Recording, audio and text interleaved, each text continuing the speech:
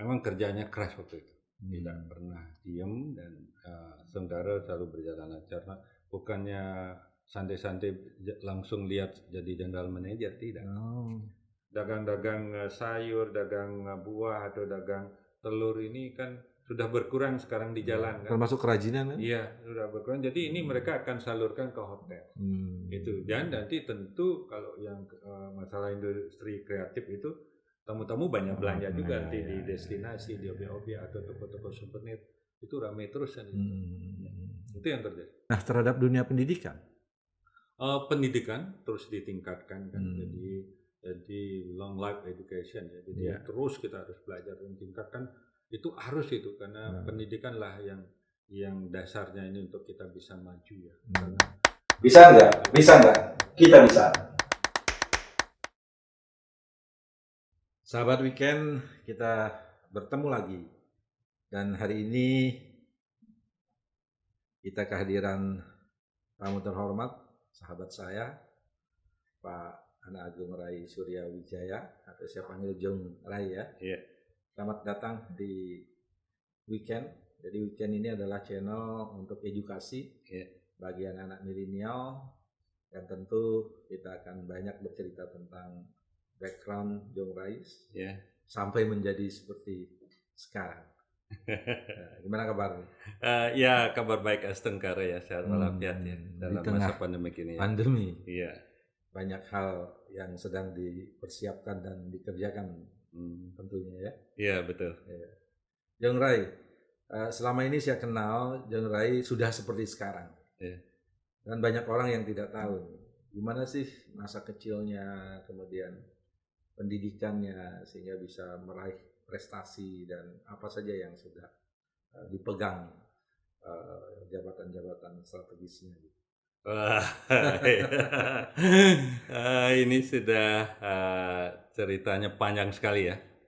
Jadi dari kecil ya, memang itu lahir tahun 60 itu kan lagi susah ya. Tahun 60 ya? Iya. Jadi tahun 60-an itu situasi lagi susah. Jadi sekolah pun kita harus jalan kaki dan segala macam ya di Desa Dalung. Saya lahir di Desa Dalung. Banyak tegah ya. Jadi orang tua juga ya pejabat desa saat itu ya. Jadi sambil kita berusaha dan membantu orang tua sejak kecil, selalu bekerja keras. Jadi itu prinsip kita untuk bisa hidup. Jadi maka dari itu dari SD di desa, SMP, kemudian baru SMA-nya ke kota ya. Kemudian melanjutkan kuliah di Udayana. Jadi kemudian dapat tugas juga ya, melanjutkan sekolah juga, studi di Den Haag ya, di Belanda. Itu ngambil S2 ya, selama summer itu ada manajemen khusus untuk hospitality management. Jadi untuk turismenya di Belanda. S1-nya di mana? S1-nya di Udayana, ekonomi. Ya. Kemudian jadi saya meniti karir memang dari bawah. Kalau karir di hotel ya, di pariwisata kita enggak pernah. Jadi selesai kuliah di Den Haag langsung kerja gitu? Iya. Sebetulnya kita udah kerja kemudian dikirim ke sana untuk studi mengikuti itu. Jadi karir saya dari tahun 1983 di Nusa Dua Beach Hotel. Mulai dari jadi staf biasa, jadi kru. BUMN ya? Iya, Nusa Dua Beach Hotel itu adalah kepunyaan anak perusahaan Garuda ya. Jadi aerowisata namanya. Jadi beberapa hotel dimiliki termasuk Sanurbit pada saat itu. Dari staf kita berusaha keras ya, belajar. Jadi terus hampir setiap tahun dapat promosi ya. Kalau di hotel kan lebih terbuka ya lebih promosinya. Terbuka. Karena siapa yang mau bekerja keras, loyal terhadap perusahaan dan mampu kan, kerja keras, loyal, good capability, jadi kemampuan, terutama kalau di hotel kan bahasa ya. Itu yang terjadi. Itu sehingga karir terus menanjak di sana selama 10 tahun. Sampai terakhir setelah jadi duty manager ke Aspom, 10 tahun di sana, hotel itu dijual ke Brunei. Raja Brunei yang ngambil ya. Yang di Nusa Beach Hotel. Pegawainya tetap dipakai semuanya dan direnovasi pada saat itu. Saya berpikir kalau menunggu renovasi karir saya bisa mentok ini ya. Banyak tawaran pada saat itu, ada di Four Seasons, ada di Amanusa, dan juga di Travelodge Sanur atau Surya Beach namanya.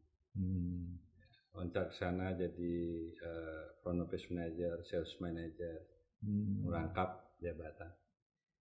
Kemudian ada tawaran juga di Shahid ya, lompat lagi sana jadi room division manager ya. Dan kemudian setelah 3 tahun di sana di Shahid ya tawaran lagi gitu. Itu kalau kita potensi perusahaan melihat mereka membajak dari satu perusahaan ke dari perusahaan lain. Jadi dibajak lagi dengan gaji yang lebih besar, posisi yang lebih bagus. Bukan kita yang nyari kerja ya? Ya, bukan kita. Yang kerjaan yang nyari kita. Betul. Nah, saat itu. Jadi sangat beda dengan situasi sekarang. Itu yang terjadi. Jadi saya terus jadi eksekutif asisten manajer EAM, orang kedua lah setelah GM EAM. Kemudian EAM itu 1 tahun lebih sedikit barangkali ya. Kita di sana kemudian promosi jadi general manager. Itu general manager di international change hotel kan sulit orang lokal biasanya. Bisa dihitung jari ya? Bisa dihitung jari. Dan biasanya kebanyakan orang mana? Kalau kebetulan kalau di Seoul itu orang Spanish ya, dan kalau di Accor Group itu hanya orang Prancisnya. Itu yang terjadi. Namun saya berusaha karena mereka kan menilai, jadi punya kelebihannya. Karena kita berusaha keras, saya sambil kerja selalu menyempatkan diri untuk kursus bahasa. Jadi kursus selain bahasa Inggris ya bahasa Prancis ya di Alliance Francaise dan juga bahasa Itali, juga bahasa Jepang. Berarti sekarang menguasai berapa bahasa? Kalau bahasa asingnya yang paling pasti kan bahasa Inggris, yang kedua Itali ya. Saya senang sekali karena zaman itu banyak orang-orang tamu-tamu Itali. Ya, kemudian baru bahasa Jepang ya, karena ada kebetulan sponsor Jepang yang menginginkan saya itu bergabung. Nah kemudian Prancis di Alliance Francaise ya, kita punya sampai 3 ijazah lulusan. Lumayan lah untuk dulu kita bahasa. Tapi bahasa itu kalau udah dipakai ya pasti cepat bisa. Kalau jarang dipakai agak susah. Itu yang terjadi. Memang kerjanya keras waktu itu. Tidak pernah diem dan sementara selalu berjalan lancar. Bukannya santai-santai langsung lihat jadi general manager, tidak. Jadi kita membawahi 4 properti waktu itu. Ada Seminyak, ada Legian, ada Kuta dan Kuta Center. Oh, berarti tidak hanya satu hotel ya? Jadi grup general manager. Apa kunci sukses orang di hotel itu? Ini kan pariwisata itu identik dengan disiplin, pelayanan, keramahan gitu ya?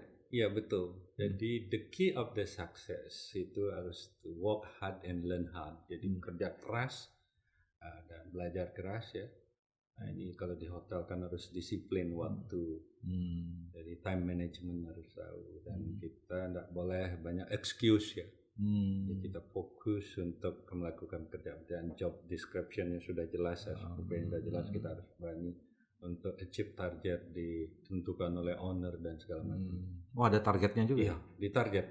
Nah, dulu kita yang paling berhasil itu di Kota Paradiso ya, di grup Seoul Elite Paradiso itu karena kita membawahi 4 properti, saya membawa 4 properti jadi grup general manager itu punya 800 karyawan.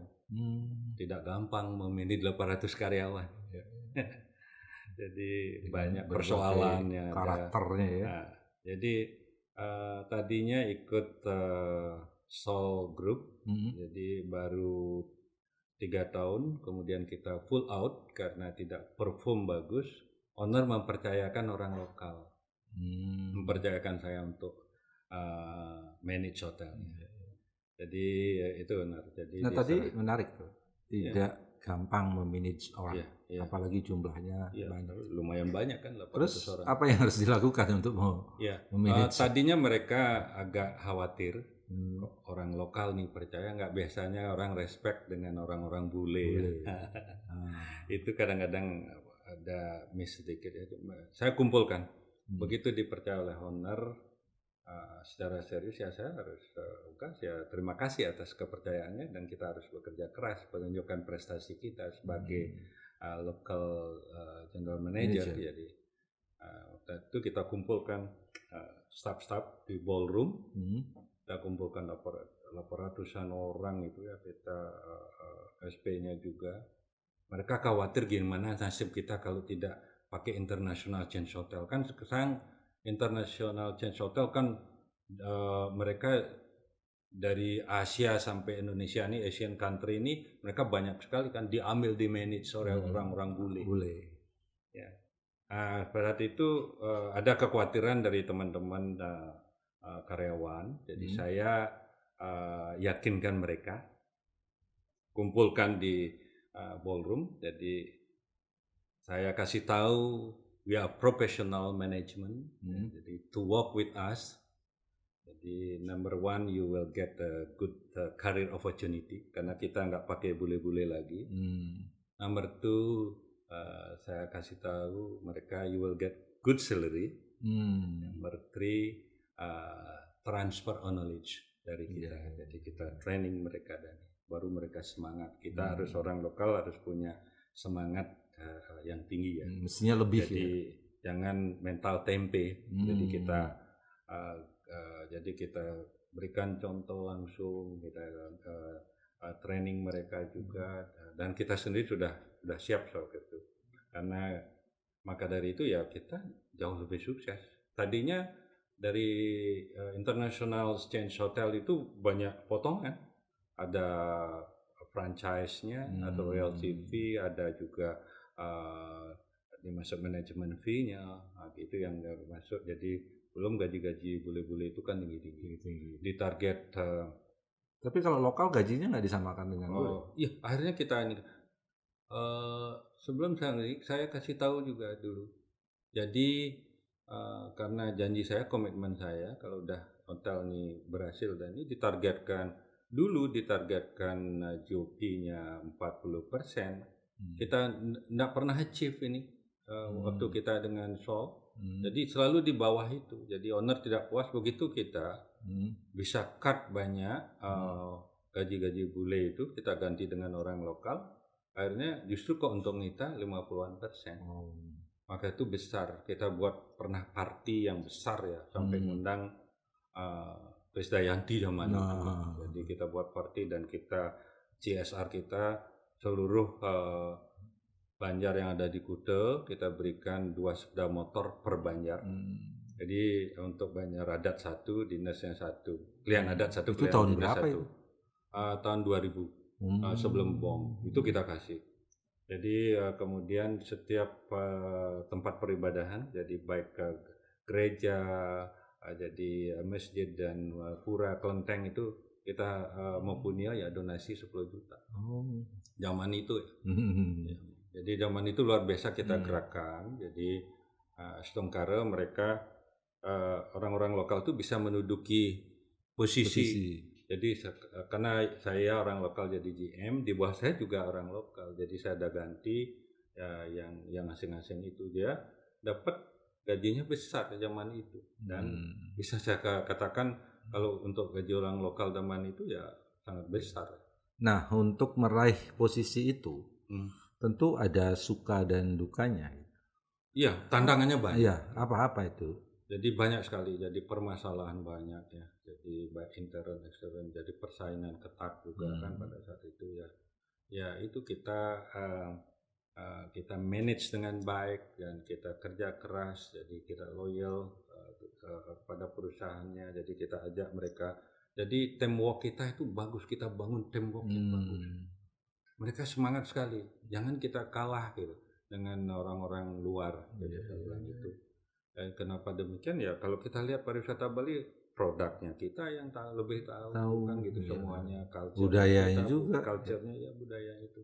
Cuma kita tuh kenapa kita harus karena kita ajak, kita ngikuti semua ini ya, promosi yang kita adakan langsung ya. Jadi ke luar negeri ya, hampir setiap bulan kita mengikuti acara event-event yang ada di luar negeri, dan kita melakukan kontak dengan bisnis partner kita di luar negeri, dengan tour operator, wholesaler kita, dan agent-agent yang kerja dengan sama dengan kita. Kita maintain lah dengan baik.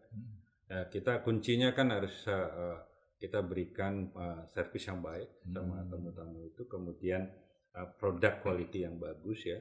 Karena sentuhan-sentuhan ini penting ya, touch ini, human touch itu kita maintain dengan budaya kita, kearifan lokal kita, mereka senang. Kenapa hotel-hotel besar di Bali itu dan mungkin di mana-mana itu kebanyakan mempercayakan untuk GM-nya itu orang-orang bule, padahal orang-orang lokal juga tidak kalah hebatnya gitu. Apa problemnya? Apakah problem teknis, apakah problem psikologis, atau problem tidak pede gitu? Sebetulnya saya lihat orang lokal itu mampu ya. Saat ini sudah hampir 300-an orang lokal yang jadi GM. Baik di bintang 3, 4, bahkan ada bintang 5 seperti saya mengikuti. Kita berani bersaing. Kadang-kadang ini owner itu tidak memberikan percayaan sama kita. Itu persoalannya kan, gengsi mereka yang lebih baik mereka punya tenaga bule ya. Pikirannya padahal jadi gengsi ya, itu masalah gengsi katanya. Itu jadi yang saya lihat, jadi sebenarnya kita mampu. Kita yang lebih tahu justru kan produk kita. Kan ini mereka kan menangnya kan bahasa saja ya, kalau kita lihat ya. Cuma kalau kita lihat ya, mohon maaf aja kalau GM-nya dari Australia bisanya kan bahasa Inggris saja, kan jarang juga bisa bahasa yang lain. Harus justru kita bisa bahasa Inggris, bisa bahasa Italia, Jepang dan artinya mestinya lebih kompeten ya. Itu. Nah inilah pentingnya kita belajar bahasa kan gitu ya. Tergantung diri sendiri, harus kita berani merubah diri kita, mindset kita harus belajar, jangan menyerah ya. Jadi kita harus terus bekerja dan belajar terus. Jadi saya itu kuncinya. Kemudian setelah 10 tahun di sana berkarir jadi Group General Manager, baru saya resign. Jadi resign dari posisi itu tidak gampang memang. Dengan kita sudah enjoy fasilitas ya. Fasilitas zaman itu S-Class, masih S-Class. Ya GM kan, ada sambil ngopi, sopir ada ini gaji besar kan, 6.000 US dollar zaman itu ya, zaman itu udah 80 juta. Jadi bukan main, jadi full board ya, apartemen dikasih, namun fasilitas sudah ditanggung ya. Tapi saya nggak tinggal di apartemen, saya jual disewakan, kemudian ya dapat duit ganti tinggal di rumah. Walaupun di rumah ya sebagai GM 24 jam bisa dihubungin in case ada sesuatu. Kita kerja kerasnya betul-betul. Jadi pagi jam 5 udah bangun, jam 6 sudah di hotel, melihat keliling area hotel, kemudian lihat persiapan breakfastnya pagi jam 7, kemudian kita lihat makanan presentasinya. Itu yang kita terjadi sambil kita breakfast juga untuk merasakan langsung. Kemudian kita mimpin, kalau jadi GM itu mimpin morning briefing ya, untuk chair the morning briefing tiap pagi dengan seluruh departemen head, kemudian berikan tugas mereka, kemudian jadi kita host, nanti invite agent untuk maintain relationship ya, atau kita sales call keluar kan, kita dengan approach association semuanya, contact business networking kita harus, dan banyak pekerjaan di dalam juga kan. Jadi untuk dan itu betul-betul harus dikontrol dan itu setiap hari kerja dan memang kita harus sabar dan harus disiplin, kuncinya gitu. Jadi kalau kita ingin berhasil, kemudian setelah 10 tahun itu resign, yang resign dari posisi itu, kemudian karena berpikir begini, di Bali ini dari 800 triliun jadi 800 triliun investasi di bidang pariwisata itu dimiliki oleh orang Bali itu kurang dari 10%. Gitu ya? Iya, sehingga makanya tidak salah sebetulnya Pak Gubernur bilang kurang manfaatnya jadinya, karena mereka keuntungannya kan dilarikan ke Luar, ya? Investor atau kapitalis yang pemodal itu. 10%. Jadi kita itu ya 10%. Dan itu pun mungkin yang seberapa saja kan yang kecil-kecil itu. Yang hotel-hotel gede kita lihat kan yang di Nusa Dua Haria itu semuanya milik orang luar. Gitu. Jadi hotel yang besar-besar baik yang ada di Kuta dan semuanya. Itu yang terjadi. Maka dari saya berpikir kok masa saya terus jadi GM aja kan gitu begitu. Jadi terus yang bermimpi ya untuk menjadi owner, one day I'm gonna be the owner gitu. Jadi punya prinsip seperti itu. Jadi berusaha ya nabung dengan keras, ini menjual beberapa aset untuk dikumpulkan untuk membangun usaha kecil-kecilan. Jadi itu yang terjadi, kerja keras dan tidak gampang juga. Kalaupun jadi owner tidak gampang, kita bertanggung jawab penuh terhadap usaha kita, karena apalagi minjem modal dan segala macam. Itu tahun berapa itu berhenti jadi? Itu 2005. 2005. Terus buat usaha sendiri. Usaha sendiri. Sekarang udah usahanya bangun, diantem erupsi Gunung Agung, diantem pandemik ya. Ya pusing juga, tidak gampang. Apa aja itu kegiatan usaha yang dibangun? Penginapan hotel juga, hotel, restoran ya, untuk pendidikan dan properti, berusaha keras lah untuk itu. Jadi biar itu sebenarnya. Ya spiritnya ingin artinya ingin terus berkarir dan berusaha. Jadi untuk kita dermakan nanti kan itu tujuan hidup kita kan begitu. Tapi usahanya gimana? Berkembang ya? Saat ini 2 tahun memang hotel Deanga itu tutup ya. Yang bisa eksis restorannya saja. Restoran yang buka untuk mengcover gaji dan bayar listrik dan operasional aja. Masih bisa ya? Ya itu aja. Nah ini kan kaitannya lalu dengan pandemi nih kan? Iya. Ya sebagai orang yang pernah kerja di hotel, kemudian sekarang jadi owner, pasti sangat dirasakan betul ini dampaknya. Apa kiat-kiat untuk bisa menghadapi ini, kan tantangan luar biasa ini Pak Agung. Iya, memang deh masa pandemi ini siapapun tidak pernah menduga ya selama ini. Iya. Karena memang kita sadar sejak awal bahwa tourism business is a very sensitive business ya, and fragile business. Jadi itu sangat sensitif sekali usaha-usaha itu. Jadi maka itu kita memang ekstra hati-hati. Karena pengalaman kita bom Bali 1, bom Bali 2 ya, itu tidak lama. 6 bulan kita sudah, bahkan waktu bom itu okupansi kita masih bisa 30-40% bahkan. Mereka kan hanya berhati-hati saja kan. Kita dengan mulai perketat dengan metal detektor, CCTV pasang, petugas, pemantauan, kan itu aja ya.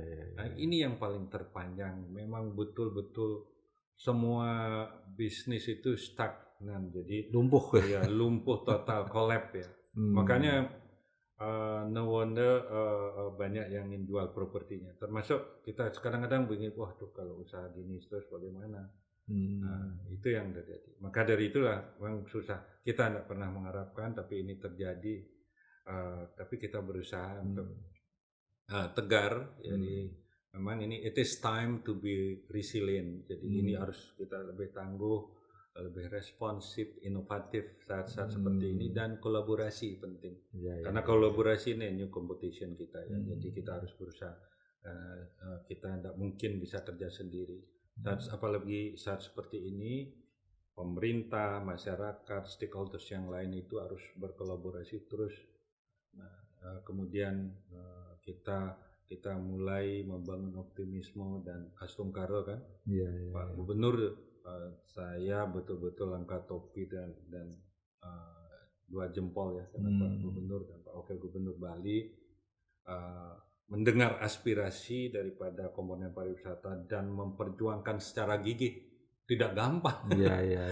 Sehingga berhasil dengan dua hal yang krusial seperti satu memberlakukan VOA dengan 23 negara lagi. Apa ini itu maksudnya? Perjuangannya visa on arrival. Jadi untuk memudahkan orang datang kan, tidak apply visa atau tidak butuhkan sponsor. Bahkan selama ini kan kalau pakai sponsor penjamin, akhirnya visanya harganya mahal. Itu yang terjadi, makanya animonya ketika mulai buka itu kan tidak terlalu banyak ya. Itu. Yang kedua, perjuangan yang paling penting ini juga tanpa karantina. Beliau berani berjuang dan mempertaruhkan diri karena melihat situasi dan ekonomi Bali terpuruk selama 2 tahun ini. Jadi merasa bertanggung jawab terhadap situasi ini dan masyarakat kita, ekonomi kita. Beliau berani pertaruhkan diri untuk menjaminkan kedudukannya. Jadi fight dengan pemerintah pusat. Jadi terus berusaha meyakinkan sehingga ini terjadi kan. Nah, jadi itu baru mulai bangkit. Itu sangat berdampak ya. Sangat berdampak. Mulai ada kehidupan ya luar biasa. Jadi respon daripada calon wisatawan dunia itu sangat luar biasa. Dan kita pun merasa waduh, seperti wareg tanpa nedo ya. Kita merasa plong ini ada titik kebangkitan daripada ini. Momentum ini kan luar biasa, merupakan angin segar nanti. Jadi, dari perkembangan dari perjuangan itu kan, sekarang kan FOA sudah diberikan. Terus ada nggak geliat pariwisata sudah mulai bangkit sekarang? Iya, sangat kelihatan sekali. Jadi pertama memang mulai dari penerbangan Narita Denpasar, Garudanya dari 12 orang. Kemudian nanti Garudanya yang dari Sydney juga ya, mulai bawa 62 orang. Kemudian SQ mulai bawa 158. Nah sekarang terus bertambah, bahkan SQ-nya sampai 260-an. Kemarin kita Jetstar-nya sampai 298. Jadi terus bertambah dan 19 flight terkonfirmasi untuk datang ke Bali. Bayangkan kalau mereka bisa terbang aja sekali tiap hari ya, membawa 200 saja, nggak salah 300, bisa 4.000-an per hari ya. Dengan length of stay-nya mereka seminggu sampai 2 minggu akan generate revenue banyak. Itu karena jangan lupa pada saat situasi yang normal itu 20 juta wismanya per hari dan wisdomnya ya sampai 30 juta. Itu yang terjadi. Jadi sangat-sangat luar biasa. Dan Wisman juga sekarang kan tidak Wisdom juga nggak ada VCR-nya sekarang. Nggak ada. Nggak ya, nggak bisa langsung. Kita bicara kalau terkait dengan Wisdom dimudahkan sekarang. Kalau mereka sudah vaksin 3 kali booster, tidak perlu rapid test, tidak perlu PCR lagi untuk naik pesawat. Kemarin saya ketemu sama teman dari Depdagri. Mereka datang dan buat acara di Denpasar. Saya tanya gimana di perjalanan, udah nggak lagi. Artinya mereka semangat juga. Memudahkan mereka datang kapan saja, tinggal beli tiket, langsung bisa booking akomodasi ya itu. Dan tidak mentok itu gitu aja perjuangan Pak Gubernur. Tadi malam kita juga rapat ya, jadi Pak Gubernur ingin memperjuangkan lagi negara-negara yang lain selain 23 negara. Nah, tadi malam kita propose usulkan 18 negara lagi. Jadi yang potensi untuk Bali. Jadi yang kira-kira bisa memberikan kontribusi wisatawan negara mana saja. Yang saya lihat kan yang paling besar itu kan Cina, juga India kan itu Spain, yang itu yang kita masukkan lagi. Nah ini belakangan ada perang Uni Soviet dengan Ukraina ya. Ya, Rusia dengan Ukraina. Rusia. Ada dampaknya nggak itu terhadap? Kita berharap dan kita mendoakan agar perang ini selesai segera, adakan komunikasi, koordinasi dan bilateral kedua negara. Karena setahu saya, kebetulan saya jadi konsul negara Hungaria kan. Jadi Rusia itu kan negara besar ya. Jadi di bordernya ini negara tetangganya ada Poland, Belarus, ada Rumania, ada Hungaria kan. Mereka ngeri-ngeri juga di sini. Jadi nanti ada rudal kesasar. Ngeri-ngeri juga. Jadi itu jadi mengharapkan untuk cooling down ya. Karena Ukraina kan negaranya kecil ya dengan Rusia. Jadi jangan lupa banyak orang Rusia juga yang bekerja di Ukraina, punya perusahaan juga di sana. Gitu. Jadi itu yang terjadi. Maka dari itu mereka adakan pergerakan kan ingin masuk ke Rusia kan. Sedangkan Ukraina sendiri justru ingin bergabung dengan NATO. Tapi belum diterima. Jadi belum. Dampak terhadap pariwisata gimana? Ya yang berdampak yang segitu aja. Jadi yang Ukraina dengan Rusia. Eropa Timur ya. Sekarang di Bali sendiri tamu-tamu Rusia masih banyak. Masih banyak ya. Ya. Nah ini yang mereka kemarin minta suaka sebetulnya di Bali bagaimana caranya memberi perlindungan. Karena mereka sekarang tidak bisa mempergunakan kredit cardnya, banknya udah ini. Jadi karena tidak bisa pakai Mastercard. Yang itu visanya nggak bisa. Jadi mereka berusaha sih Rusia itu untuk bergabung dengan secara ekonominya bilateral dengan China ya biar pakai unionnya itu. Jadi kalau enggak kan kasihan mereka warga negara Rusia yang ada di luar negeri ini kan keblok ya. Iya bahaya. Tapi nggak begitu berdampak ya.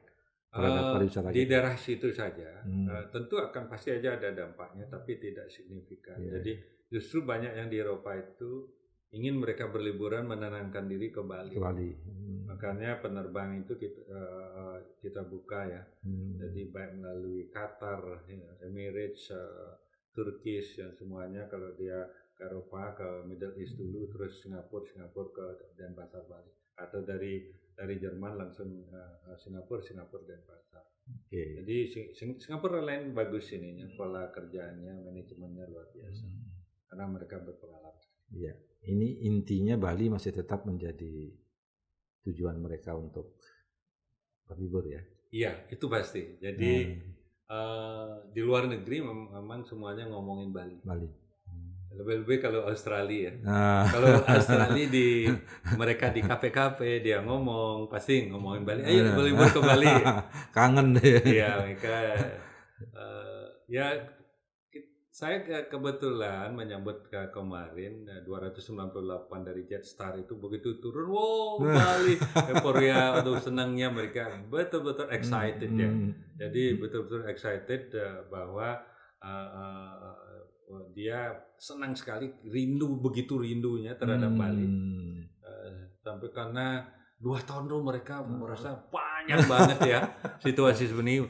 Saya sempat diinterview oleh Channel 7, 9, and 10 ya. Ini grupnya channel yang kritis biasanya, yang menyoroti Bali. Saya ekstra hati-hati membicarakan ya kita welcome back ke Jetstar and Australian tourists to Bali, the Island of God. Mereka senang banget untuk datang kan. This is your second home. Mereka senang. Jadi karena negaranya juga memberikan kemudahan. Begitu balik tidak perlu karantina lagi kan. Itu yang persoalannya.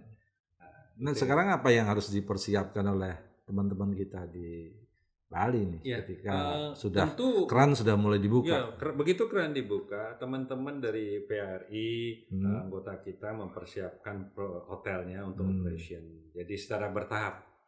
Kira-kira mungkin ada 30-40% ada yang sudah mempekerjakan karyawannya sesuai dengan tingkat huniannya. Jadi sudah mulailah. Kadang-kadang kita sedih memandang karyawan tuh ketika Pak, kapan saya bisa mulai kerja dengan iya benar. Sedih sekali kan dengan matanya berkaca-kaca itu kan kasihan mereka. Jadi karena mereka selama 2 tahun tidak digaji, mau usaha sesuatu belum bisa mencukupi untuk kehidupan rumah tangganya. Dan memulai yang baru mau kerja apa gitu? Iya, memang ada seperti chef kita juga dia coba untuk jualan dan sekarang tidak gampang juga. Dan perlu waktu kan? Perlu waktu dan perlu kesabaran. banyak yang harus dipersiapkan. Tidak gampang untuk shifting bisnis kita kan dari ini. Begitu juga dari yang biasa kerja di sektor pariwisata untuk beralih ke pertanian juga tidak gampang karena mereka ada yang punya masih tanah tapi air tidak ada untuk irigasinya susah karena sudah sekat oleh perumahan. Jadi itu yang terjadi. Banyak hal yang kendala, tapi kita harus kerja keras. Kita percaya Pak Gubernur kan ingin sekali meningkatkan di sektor lain kecuali sektor sektor pariwisata. Dan ini kesempatan bahwa Bali harus dibangun dengan multisektor dan betul. Dikolaborasi. Jadi tidak ada arogansi sektoral lah. Iya, betul. Tidak ada yang terlalu dominan ya. Jadi seperti ibaratnya kalau kita punya telur jangan terus satu keranjang kemudian kalau jatuh buah gitu. Kita yang paling terpuruk ya, itulah kita ya. Jadi untuk balance-nya bagus juga. Bagus ya. Harapan dengan pemerintah provinsi dan pusat apa? Khususnya dari dunia pariwisata. Kita dari Bali kan ingin mengharapkan terus pemerintah jadinya memberikanlah kelonggaran karena tadi malam kita ngumpul bersama seluruh asosiasi stakeholder yang ada di Bali dan juga kita undang media Australia. Media Australia ada 23 media yang datang. Jadi Pak Gubernur menjelaskan. Jadi di sana banyak pertanyaan mereka kritis apa saja persiapan Bali nanti ke depannya, harapannya apa, bisa nggak bersaing dengan negara lain dan segala macam gitu ya. Beliau menjawab dengan sangat ekstra hati-hati dan lugas. Bali itu sudah siap dalam sekali the worst pun kita ready untuk itu. Makanya kita berani membuka, didukung oleh seluruh stakeholders kita melakukan untuk bangkitnya ekonomi Bali ini.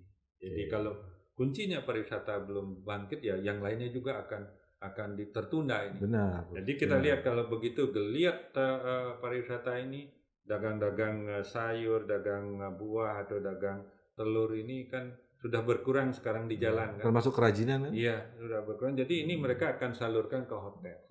Itu. Dan nanti tentu kalau yang masalah industri kreatif itu tamu-tamu banyak belanja juga nanti di destinasi, di objek-objek atau toko-toko souvenir. Itu ramai terus kan. Itu yang terjadi. Oke, nah dari cerita tadi kita pasti bisa kan gitu ya, sepanjang kita kerja keras dan tentu pelajaran apa yang bisa kita berikan ke anak-anak muda kita untuk menghadapi situasi sesulit apapun dan bagaimana kita harus berjuang untuk itu. Iya kalau dari pengalaman saya, belajar dari pengalaman ini, pertama kita don't give up, jangan mudah menyerah ya, harus get up, terus bangun dan bangkit. Tidak saatnya kita mengeluh lagi, kita tidak saatnya menangisi lagi, meratapi lagi. Jadi sekarang itu saatnya kita bangkit dan berdiri, dan kita harus kita rubah mindset kita rubah. Jadi perilaku kita jangan mudah menyerah, kita harus terus membangun dan tentu harus berkolaborasi ya. Jadi karena tidak mungkin kita bisa lakukan sendiri. Itu yang paling penting dan semangat kita. There is will, there is way. Ada kemauan, ada jalan. Itu yang paling penting. Tentu kita harus bekerja keras, learn hard and work hard. There is the key of the success. Jadi kaum milenial, jadi terus kita harus berinovasi dan kita tidak pernah berhenti untuk belajar karena kedepannya persaingan kan masih makin sulit memangnya. Kita harus melakukan hal itu. Apalagi lebih-lebih di negara maju ya kayak di Cina itu mereka sudah banyak pakai robot-robot untuk melakukan itu, baik di servis di hotel dan segala macam, di restoran kan banyak yang tergantikan. Maka dari itulah kita harus bersiap-siap untuk bersaing. Jangan merasa sudah jumawa, sudah hebat dan segala macam. Kita masih banyak harus kita belajar terus karena experience is the best teacher ya. Ini yang harus kita lakukan. Nah, terhadap dunia pendidikan, pendidikan terus ditingkatkan kan. Jadi long life education ya. Jadi terus kita harus belajar dan tingkatkan itu harus itu karena pendidikanlah yang yang dasarnya ini untuk kita bisa maju ya. Karena niscaya kalau kita tidak berpendidikan kan hanya 1-2 yang bisa hebat dan segala macam, tapi akan lebih perfect, lebih sempurna kalau diimbangi dengan pendidikan, pengalaman, kerja keras, disiplin, ulet. Jadi artinya harapannya terhadap sistem pendidikan kita, terhadap situasi dan perkembangan ke depan. Kalau yang lihat sendiri ya sistem pendidikan di Indonesia sudah cukup bagus ya. Jadi tapi dalam masa pandemi ini tentu tidak ada bisa tatap muka langsung, makanya tidak berhenti untuk baik daring atau luring ya. Jadi sebagian ke depannya pakai ini. Jadi tapi kita harapkan sih mudah-mudahan 2023 ini menjadi endemi ya, dan kita bisa lagi melakukan tatap muka dan segala macam dengan pendidikan. Jadi perlu juga ditingkatkan pendidikan selain mendidik dalam keilmuan, juga kan harus bisa respect terhadap budaya kita juga ya. Kita think globally, act locally. Jadi kita melakukan itu. Jadi boleh saja sama dengan saya, bukan untuk menyendiri sendiri. Hampir tiap bulan ke luar negeri, banyak negara kita udah kunjungi, negara-negara besar di dunia ini, mungkin lebih dari 60 negara kita visiting. Jadi banyak pengalaman, banyak ini, namun banyak masih kurang ya. Jadi walaupun sudah bergaul dari tingkat desa, daerah nasional ke internasional pun masih ingin belajar terus ya. Karena di desa sendiri sudah 25 tahun jadi pemuncuk dan penayub ya. Jadi ilmu di desa bawa ke daerah, di daerah dari ketua PLI, dari ketua badan komisi berat sampai jadi konsul negara pun.